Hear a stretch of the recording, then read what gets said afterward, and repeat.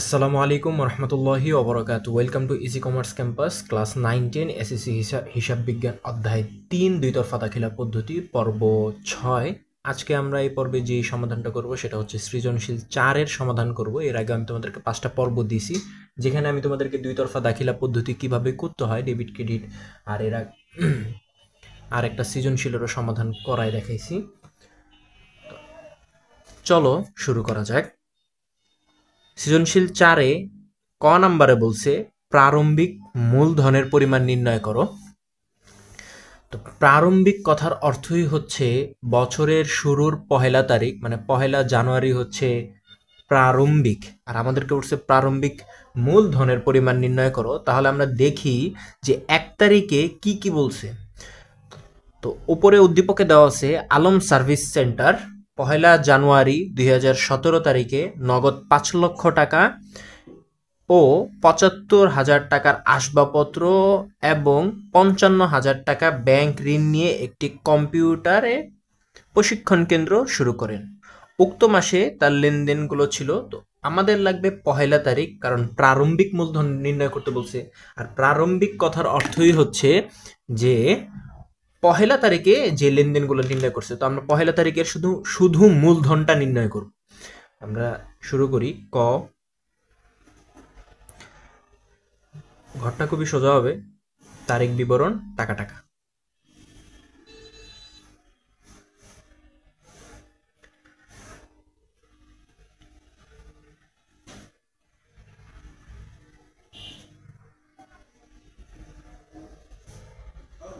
তারিখ বিবরণ টাকা টাকা।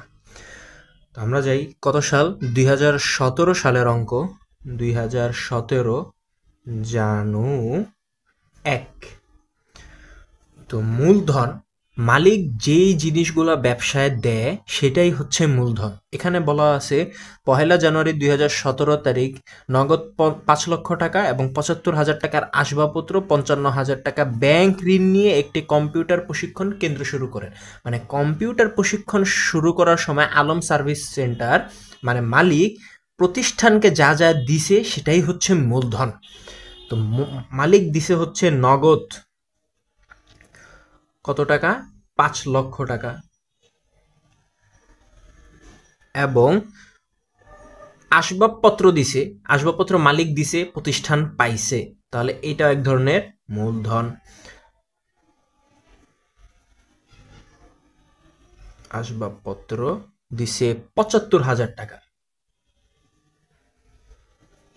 তাহলে আমরা এটা যোগ করে দিব, আর কিছু নাই। বলে ব্যাংক ঋণ, ব্যাংক ঋণ এখানে আসবে না, কারণ দেখো এখানে কিন্তু ব্যাংক ঋণও আছে 55,000 টাকা, কিন্তু এটা আসবে না কারণ এটা তো মালিক ব্যাংকের কাছ থেকে নিয়ে প্রতিষ্ঠান শুরু করছে, ব্যাংকের কাছ থেকে ঋণ নিছে, মালিক দায়বদ্ধ হয়েছে, এটা তো মূলধনের কাতারে পড়বে না। তাহলে 5 লক্ষ, দুটা যোগ করে দিই, 5,75,000 টাকা। বাস, আমাদের ক নম্বরের সমাধান হয়ে গেল। তো এখন আমরা সৃজনশীল 4-এর খ সমাধান করি। তো সৃজনশীল 4-এর খতে বলছে উপযুক্ত লেনদেনগুলো কারণ সহ ডেবিট ক্রেডিট নির্ণয় করো। এখানে আমাদেরকে ডেবিট ক্রেডিট নির্ণয় করতে বলছে আর কারণ সহ নির্ণয় করতে বলছে। উপরে তোমরা অবশ্যই প্রতিষ্ঠানের নামটা লিখবে এখানে বড় করে, আর তারিখ দিবা। যেহেতু ভিডিও বড় হয়ে যাবে তাই আমি অঙ্কটা করে দেখাচ্ছি। তারিখ বিবরণ,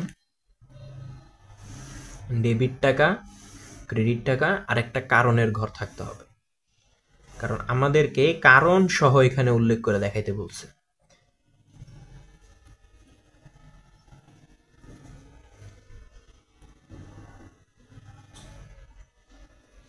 ডেবিট টাকা, ক্রেডিট টাকা, কারণ।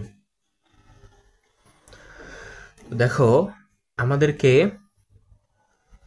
2017 সালে সবগুলার লেনদেনেরই আমাদেরকে ডেবিট ক্রেডিট এবং কারণগুলো দেখাইতে বলছে।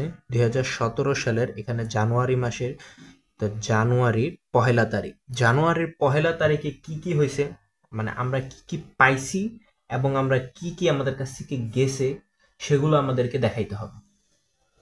তো দেখো জানুয়ারির 1 তারিখে বলছে নগদ 5 লক্ষ টাকা, 75,000 টাকার আসবাবপত্র, 55,000 টাকার ব্যাংক ঋণ নিয়ে কম্পিউটার প্রশিক্ষণ কেন্দ্র শুরু করে। মানে কম্পিউটার প্রশিক্ষণ কেন্দ্র শুরু করার সময় আমাদের কাছে কি কি আসে, মানে প্রতিষ্ঠান কি কি পায়? প্রথমত প্রতিষ্ঠান পায় নগদ টাকা। আমরা মনে রাখবো প্রতিষ্ঠানের কাছে কি আসছে আর প্রতিষ্ঠান থেকে কি গেছে, ব্যক্তির কাছে না। তো প্রতিষ্ঠানের কাছে প্রথমে আসছে নগদ টাকা। তাহলে নগদান হিসাব ডেবিট। এরপরে প্রতিষ্ঠান কি পাইছে? আসবাবপত্র পাইছে। আসবাবপত্র একটা সম্পদ যেটা প্রতিষ্ঠানে আসছে, মানে সম্পদের পরিমাণটা বৃদ্ধি পাইছে, সম্পদের পরিমাণ বৃদ্ধি পাইছে। আসবাবপত্র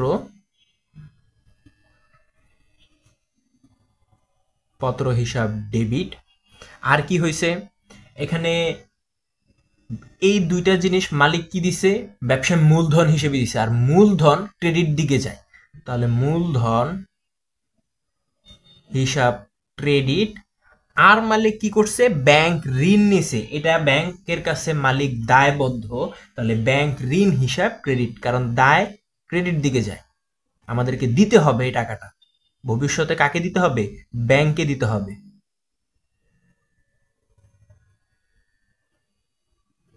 ব্যাংক ঋণ হিসাব ক্রেডিট। তাহলে আমাদের নগদ ছিল 5 লক্ষ টাকা।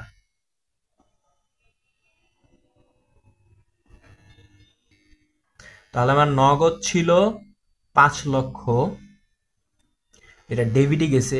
আসবাবপত্র ছিল 55,000 টাকা, আর মূলধন এই দুইটাকে যোগ করতে হবে। তাহলে 5,55,000 টাকা হচ্ছে আমার মূলধন, এবং সরি 75,000 টাকা, এখানে একটু ভুল হয়েছে, এটা 75,000 টাকা হবে। তাহলে 5,75,000 টাকা হচ্ছে আমার মূলধন, আর ব্যাংক থেকে ঋণ নেওয়া হয়েছে 55,000 টাকা। বাস। এবার দেখো এখানে আমাদের কারণ কিভাবে, কারণ নির্ণয় করতে গেলে তোমাকে 5টা জিনিস জানতে হবে। সেটা কি? আমি প্রথম পর্বে বলে দিছি যে এটা নির্ণয় করতে তোমাকে জানতে হবে হিসাব কয় প্রকার। হিসাব হচ্ছে মোট 5 প্রকার। কি কি? সম্পদ, আয়, মালিকানা সত্ত্ব, দায়, ব্যয়। এই 5টা জিনিস তোমাকে জানতে হবে। তো দেখো এখানে বলছে, আমরা লিখছি নগদ ডেবিট, মানে নগদ আমাদের কাছে আসছে, নগদ টাকার পরিমাণ কিন্তু ব্যবসায় বাড়ছে। তাহলে সম্পদ, নগদ একটা সম্পদ, তাহলে সম্পদ বৃদ্ধি, সম্পদ বৃদ্ধি। আসবাবপত্র আমাদের কাছে একটা সম্পদ, তাহলে সম্পদ বৃদ্ধি। মূলধন কি? মালিকানা সত্ত্ব, মালিকানা সত্ত্ব বৃদ্ধি। আর ব্যাংক ঋণ, আমরা ব্যাংকের কাছে দায়বদ্ধ ছিলাম, মানে প্রতিষ্ঠান আবার দায় দিতে হবে, তাহলে এটা হবে দায় বৃদ্ধি। বাস, আমাদের প্রথম লেনদেন শেষ। এবার 2 তারিখে আমাদেরকে বলছে, জানুয়ারি মাসের 2 তারিখ বলছে অফিস ভাড়া পরিশোধ করা হলো। অফিস ভাড়া যেহেতু এখানে বলে নাই চেকের মাধ্যমে, তাহলে এটা নগদ দিয়েই পরিশোধ করা হয়েছে। অফিস ভাড়া আমাদের জন্য একটা খরচ, আর আমরা খরচকে সবসময় খরচ নামে লিখি, আর খরচ হিসাবে ডেবিট দিকে যায়, মানে একটা ব্যয়। তাহলে ভাড়া, এটা হবে কি? ভাড়া হিসাব ডেবিট। আর ভাড়া দিতে গিয়ে আমার কাছ থেকে কি চলে গেছে? নগদ টাকা চলে গেছে, তাহলে নগদান হিসাব ক্রেডিট। কত টাকা? 22,000 টাকা। সমপরিমাণ টাকা ডেবিটে, সমপরিমাণ টাকা ক্রেডিটে। কারণ দিতে হবে, কারণ হচ্ছে যে এইখানে ভাড়া দিছি, মানে বেতন, ভাড়া দিছি, অফিস ভাড়া দিছি, অফিস ভাড়া আমার জন্য একটা খরচ, তাহলে এখানে আমার খরচ বৃদ্ধি পাইছে, মানে ব্যয় বৃদ্ধি পাইছে।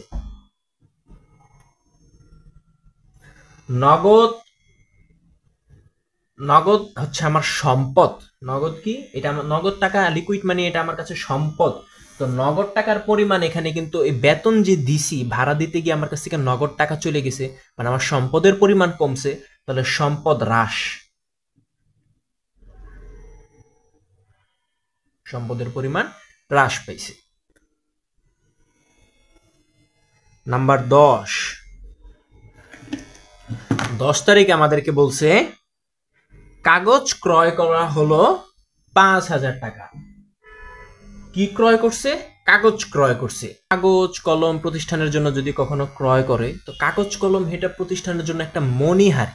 কি মণিহারি? তাহলে মণিহারি হিসাব ডেবিট,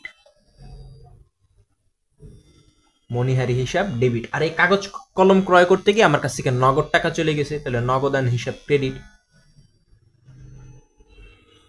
সমপরিমাণ টাকা ডেবিটে, সমপরিমাণ টাকা ক্রেডিটে।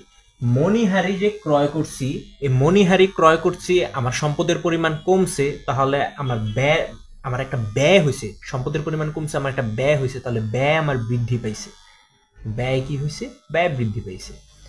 আর নগদ আমি যে লিকুইড মানিটা আমার কাছে যে সম্পদের পরিমাণ ছিল সেটা তো দিয়ে দিছি, মানে আমার সম্পদের পরিমাণটা কমে গেছে, তাহলে সম্পদ হ্রাস পাইছে। সম্পদ হ্রাস। 12 তারিখে আমাদেরকে বলছে কম্পিউটার মেরামত করা হলো। কম্পিউটার মেরামত করছে, তাহলে এখানে মেরামত হিসাব ক্রেডিট, কারণ মেরামত আমার জন্য একটা খরচ। যে কোনো কিছুর পিছিয়ে কম্পিউটারের যে কোনো পার্টসে হোক মেরামত করছি, সেটার জন্য আমার একটা খরচ হয়েছে, এটা একটা খরচ।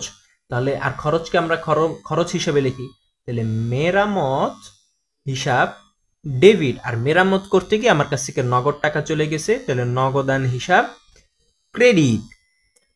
কম্পিউটার মেরামত করা হলো 32,000 টাকা। সমপরিমাণ টাকা ডেবিট, সমপরিমাণ টাকা ক্রেডিট। মেরামত করতে গেছি, তাহলে আমার ব্যয়ের পরিমাণ ব্যয় হয়েছে একটা, তাহলে ব্যয়ের পরিমাণটা আগে যদি একটু ছিল, এখন মেরামত করছে আবার বাড়ছে, ব্যয়ের পরিমাণটা কি হয়েছে? বৃদ্ধি পাইছে। আর নগদ আমার সম্পদ কি কমে গেছে, তাহলে সম্পদ হ্রাস। কমে যাওয়াকে কি বলা হয়? হ্রাস। আর বাড়াকে বলা হয় বৃদ্ধি।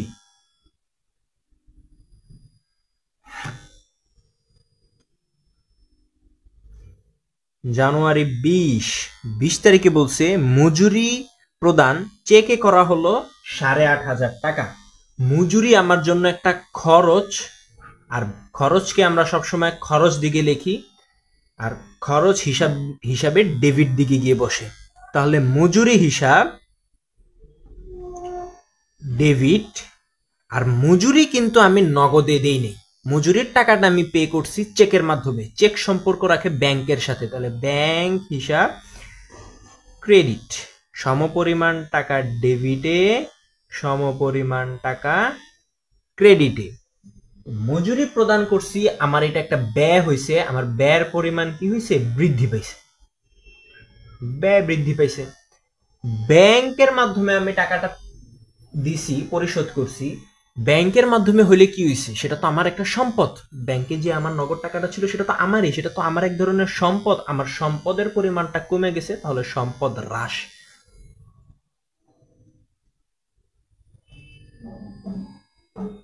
সম্পদ হ্রাস হয়েছে। জানুয়ারি 25 বলছে বিটিসি ব্যাংক হতে প্রশিক্ষণ ভাতা প্রাপ্তি 13,000 টাকা। বিটিসি ব্যাংক হতে প্রশিক্ষণ ভাতা প্রাপ্তি। তো টাকাটা আমার কাছে আসে নাই, টাকাটা ব্যাংকের কাছে আসছে, মানে আমার সম্পদের পরিমাণ ব্যাংকে কি হয়েছে? বাড়ছে। তাহলে ব্যাংক হিসাব ডেবিট। আর এটা কিসের মাধ্যমে পাইছি? ভাতা প্রাপ্তির মাধ্যমে সম্পদের পরিমাণটা বাড়ছে, তাহলে ভাতা প্রাপ্তি। প্রাপ্তি মানে কি? পাইছি কত? 13,000 টাকা। সমপরিমাণ টাকা ডেবিটে, সমপরিমাণ টাকা ক্রেডিটে। ব্যাংকে কি আমার সম্পদের পরিমাণ বাড়ছে, তাহলে সম্পদ বৃদ্ধি। আর ভাতা প্রাপ্তির মাধ্যমে বাড়ছে, মানে এটা আমার এক ধরনের আয় হয়েছে, তাহলে আয় বৃদ্ধি।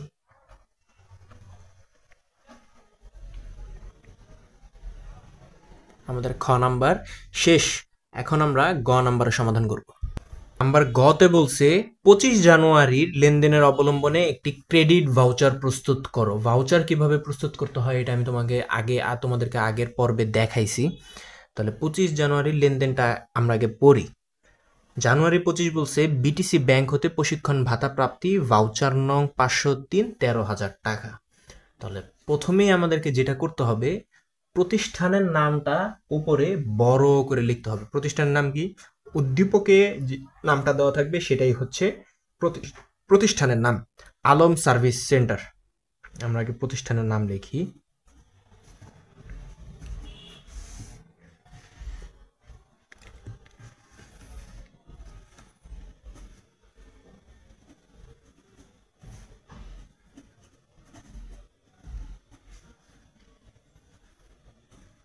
Alam services centre. এরপরে আমরা ঠিক ডান সাইডে আসব, প্রথমেই লিখব তারিখ। তারিখ হচ্ছে কোনটা? যেদিন অঙ্ক করতেছো না, যেই তারিখের অবলম্বনে তোমাকে অঙ্কটা প্রস্তুত করতে বলছে। আমাদেরকে বলছে 25 জানুয়ারির অবলম্বনে, তাহলে 25 জানুয়ারি 2017। এরপর আমরা লিখব প্রদানকারীর নাম।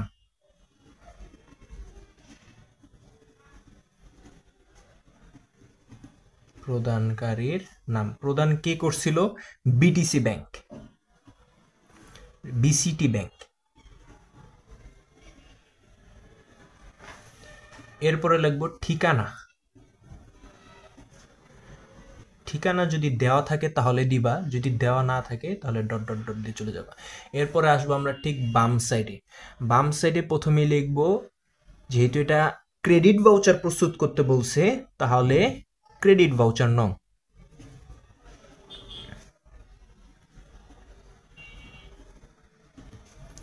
ভাউচার নং দেখো 25 তারিখে বলে দিছে ভাউচার নং 503, লিখলাম। এরপরে আমি লিখব হিসাব খাতের নাম।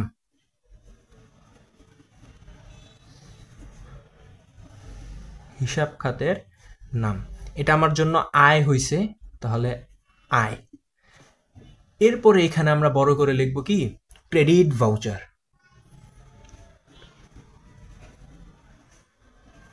ক্রেডিট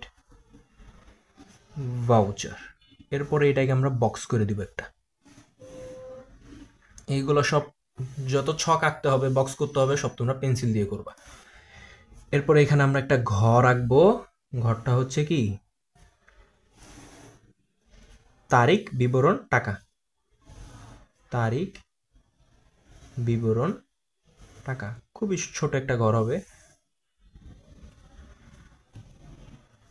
তারিখ বিবরণ টাকা। এখানে দুইটা ঘর দেয়, অনেকে দুইটা দিলেও হবে, একটা দিলেও হবে, কোনো সমস্যা নেই। এখানে অনেকে বিস্তারিত টাকা লিখলে ওইটা লিখলেও হবে, শুধু টাকা যদি লেখো তাও হবে। তা আমাদেরকে বলছে 25 জানুয়ারির অবলম্বনে, তাহলে আমাদের তারিখ দিতে হবে 2017 জানু 25। কি বলছে? বিসিটি ব্যাংক হতে প্রশিক্ষণ ভাতা প্রাপ্তি। তাহলে আমরা লিখব প্রশিক্ষণ ভাতা প্রাপ্তি। কত টাকা? 13,000 টাকা।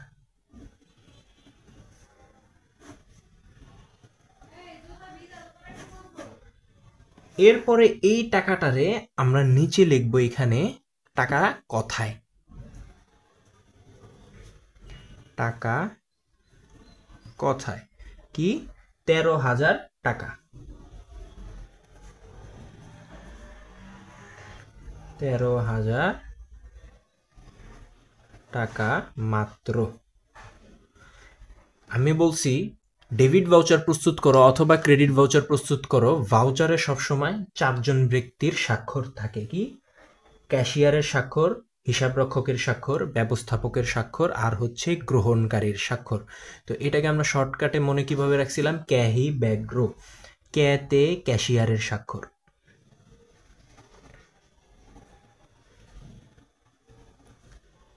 ক্যাশিয়ারের স্বাক্ষর। গ্রোতে হিতে হিসাবরক্ষকের স্বাক্ষর।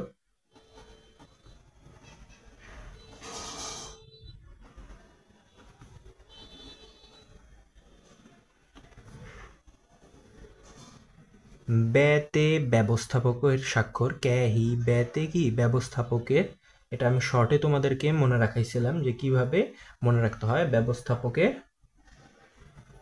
স্বাক্ষর, গ্রোতে গ্রহণকারীর স্বাক্ষর।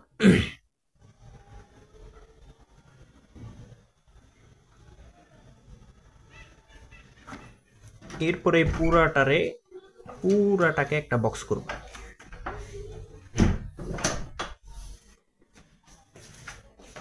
একদম উপর থেকে নিচ পর্যন্ত যেখান থেকে আমরা আলম সার্ভিস সেন্টার শুরু করছিলাম ওই পুরাটার একটা বক্স করে দিব। তাহলে আমাদের ক্রেডিট ভাউচার প্রস্তুত করা হয়ে গেছে।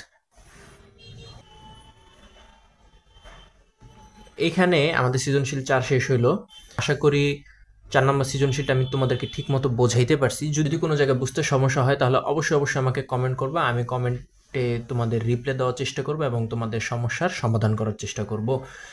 আর আমার ভিডিওর মাধ্যমে যদি তোমরা একটু উপকৃত হয়ে থাকো তাহলে অবশ্যই আমার চ্যানেলটাকে সাবস্ক্রাইব করবা এবং ভিডিওটাকে লাইক করে রাখবা। ইনশাআল্লাহ দেখা হবে পরবর্তী কোনো ভিডিওতে। ততক্ষণের জন্য আসসালামু আলাইকুম ওয়া রাহমাতুল্লাহি ওয়া বারাকাতুহু।